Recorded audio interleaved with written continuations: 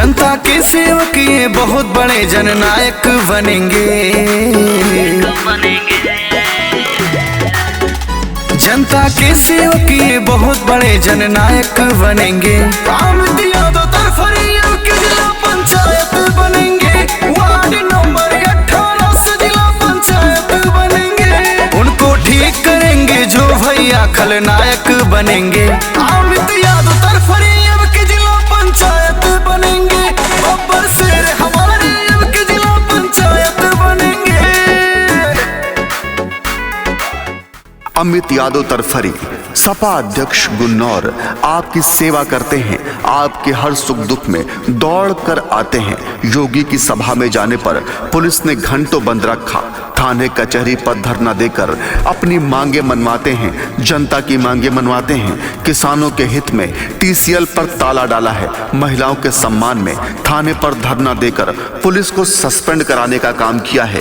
याद रखिए, ऐसे जिगर वाले, ऐसे हिम्मत वाले, निर्भीक, निडर, शिक्षित युवा प्रत्याशी अमित यादव तरफरी को ही जिताइए। किसी और के झांसे में, किसी और के बहकावे में ना आइए। अमित यादव तरफरी को जिताकर जिला पंचायत रसूलपुर वार्ड नंबर 18 से सदस्य बनाइए। विकास की गंगा बहाइए। नौजवान सब भाई इनके चलते आगे पीछे। वार्ड नंबर 18 रसूलपुर के चहेते। वार्ड नंबर 18 रसूलपुर के चहेते। नौजवान सब भाई इनके चलते आगे पीछे। वार्ड नंबर 18 रसूलपुर के चहेते। सबका भला करेंगे जब भैया उस लायक बनेंगे। सबका भला करेंगे जब भैया उस लायक बनेंगे। अमित यादव तरफरी के जिला पंचायत बनेंगे। बब्बर शेर हमारे के जिला पंचायत बनेंगे। अमित यादव तरफरी ने लॉकडाउन में जनता की सेवा की है। हर जात, हर धर्म के दुलारे हैं। युवाओं के चहेते हैं।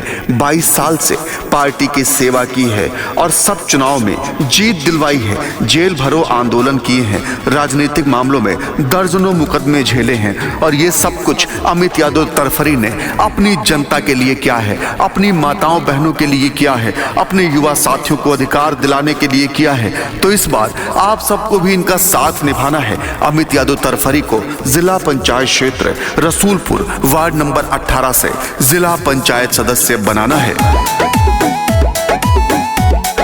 सब बहनों के भाई ये हैं, हर माँ के हैं बेटे। गरीबों की शान है भैया, जन जन के चहेते। गरीबों की शान है भैया, जन जन के चहेते। सब बहनों के भाई ये हैं, हर माँ के हैं बेटे। गरीबों की शान है भैया, जन जन के चहेते।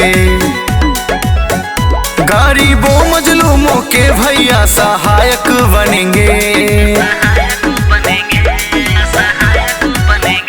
गरीबों मजलूमों के भैया सहायक बनेंगे। अमित यादव तरफरी के जिला पंचायत बनेंगे। बब्बर शेर हमारे के जिला पंचायत बनेंगे। हो चुका आगाज, रण बदलने की तैयारी है। इतिहास वही रचेगा, संघर्ष जिसका जारी है। भाइयों बहनों, याद रखिए, आपके अपने अमित यादव तरफरी इस बार जिला पंचायत क्षेत्र रसूलपुर वार्ड नंबर 18 से मैदान में हैं। आप सबके सम्मान में हैं। आपको भी इनका साथ निभाना है। वार्ड नंबर 18 से अमित यादव तरफरी को जिताना है, अपना जिला पंचायत सदस्य बनाना है। जिला भरे के नेता मंत्री से इनकर पहचान बा। केहू कोनो काम रुके ना, ई पक्का जुबान बा। जिला भरे के नेता मंत्री से इनकर पहचान बा।